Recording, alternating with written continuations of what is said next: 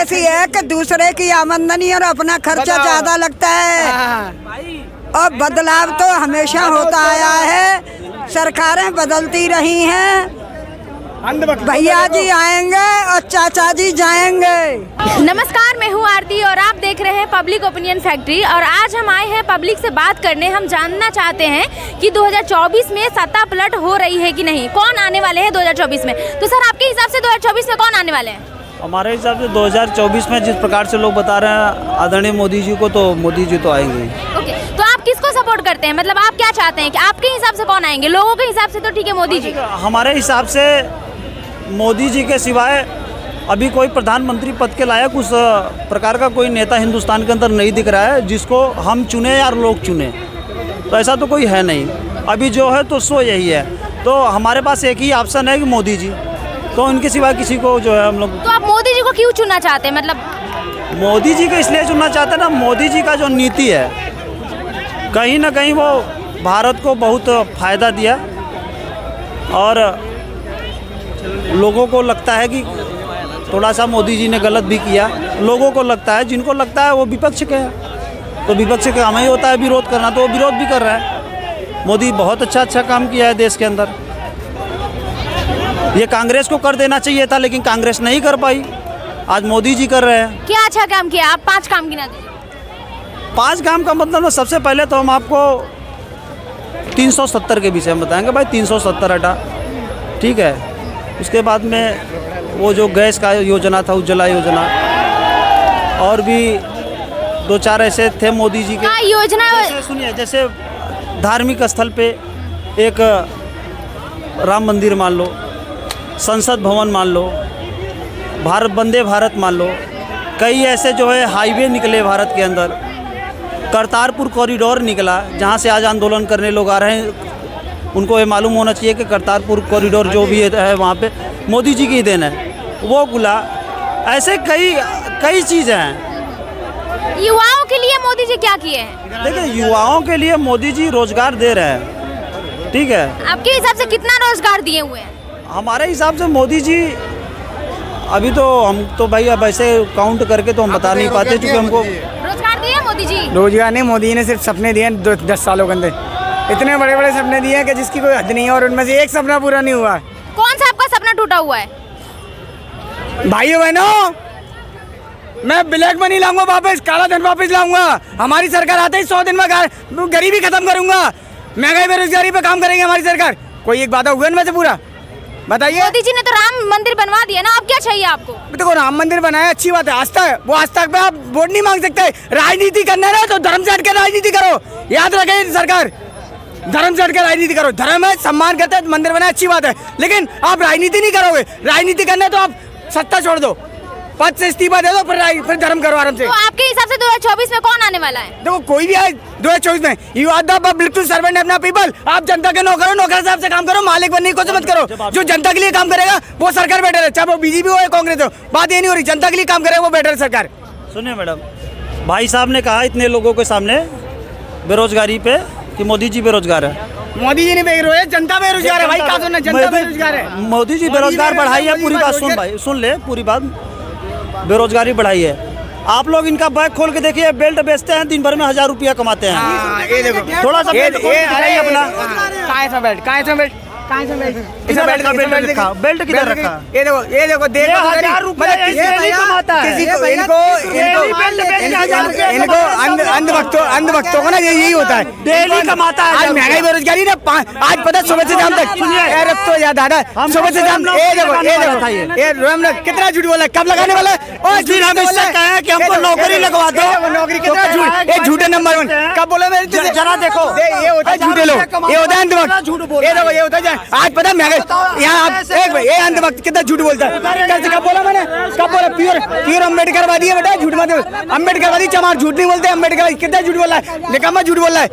मोदी वक्त वो इतना झूठ बोल रहा है। बताइए किसी को भी, ये तो मेरा पता है। ये यहाँ पे बेल्ट बेचते हैं, ये मेरे घर पे गया था, ये मानने वाला। आज आप ये कहते ना आजादी देश में, आज बंदा रोजगार नहीं कर सकता, करप्शन होगा, रिश्वतखोरी आएगी। रिश्वतखोरी में अम्मा क्या कह रही है, सुन लो। बात ऐसी है कि दूसरे की आमदनी और अपना खर्चा ज्यादा लगता है।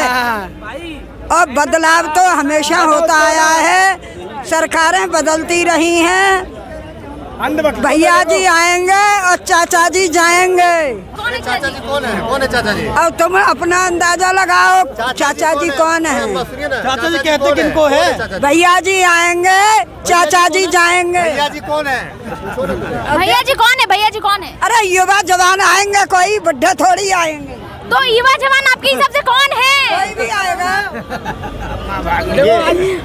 सच्चाई यही है। बुजुर्ग भी आज क्या बोल के माता जी, देखो दिल में सबके जो वादे करे थे सरकार ने एक भी पूरे नहीं करे, आज पूरे करे होते तो आज रोड किसानों पर किसान ना रोडों पर नहीं बैठे थे, आज जनता इतनी परेशानी होती। महंगाई में, बेरोजगारी में देखिए देश कहाँ पहुंच गया। भुखमरी में 112 नंबर पे आ गया कि नहीं आगे देश? बताइए। 205 लाख करोड़ कर्जा होगा जो पिछली सरकार सिर्फ 15-16 सरकारों ने मिलकर 55 लाख करोड़ का कर्जा था, और अब ये कह रहे हैं कि विकास हो रहा है। इसको विकास बोलते हैं आप? लोग तो कह रहे हैं कि कर्जा लेके मोदी जी देश में ही खर्चा कर रहे हैं, देश के लिए काम कर रहे वो हैं। देश के लिए खर्चा नहीं कर रहे, वो अपने लिए खर्चा कर रहे हैं। अंबानी अडवाणी जैसे को बड़ा बोल रहा है, गरीब और गरीब होते हैं और अमीर होते हैं। बताइए, इसको विकास बोलते हैं? बहन बेटी को मणिपुर में नंगा नाश्ता मंगवाया जाता है, इसको विकास बोलते हैं?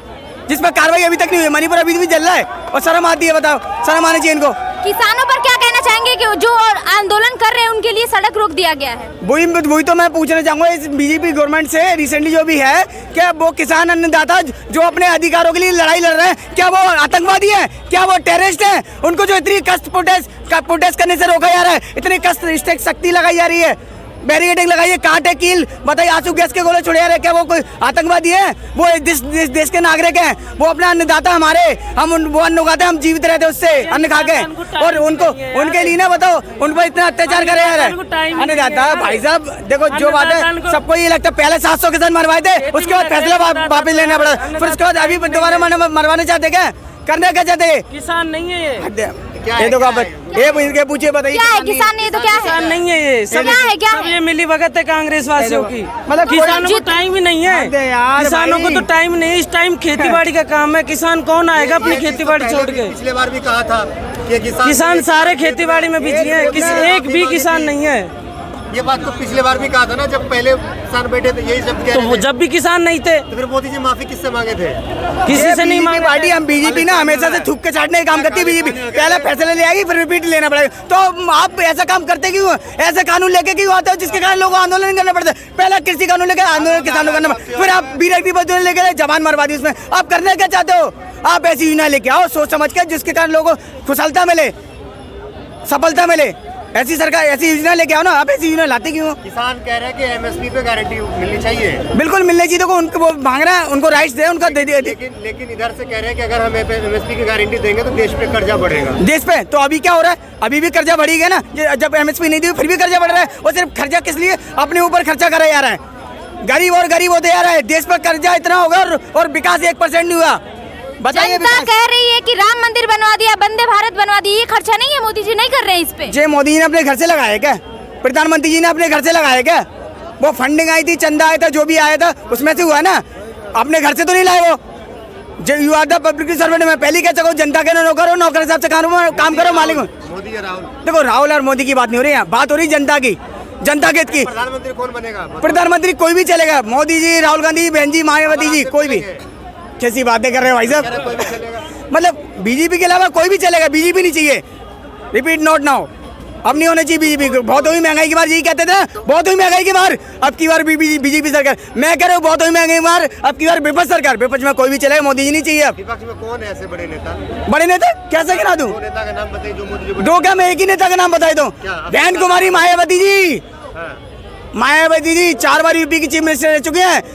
अभी अगर सरकार बना लेंगे, बिल्कुल बना लेंगे। हमारे भाई साहब मैं आपको बता दूं, सीट हमारे एक मिनट मैं इनको बता दूं, हमारे महान महात्मा काशीराम जी का नारा था, बिखरा हुए समाज कभी शासक नहीं बन सकता। हमारे 85% लोग बिखरे हुए, जिस दिन एकजुट हो गए ना, हमारी सत्ता आ जाएगी, याद रखें। और नीली क्रांति लाएंगे हम। अम्बेडकरवादी जिंदा है, जो संविधान के खिलाफ बातें करें ना, इनके पर्सनल एडवाइजर ने बोला था। और अभी 15 अगस्त को 2023 में मोदी जी के भारत का संविधान बदलना चाहिए। मैं कह रहा हूँ भारत का संविधान नहीं, हम निकम्मी सरकार को बदल देंगे।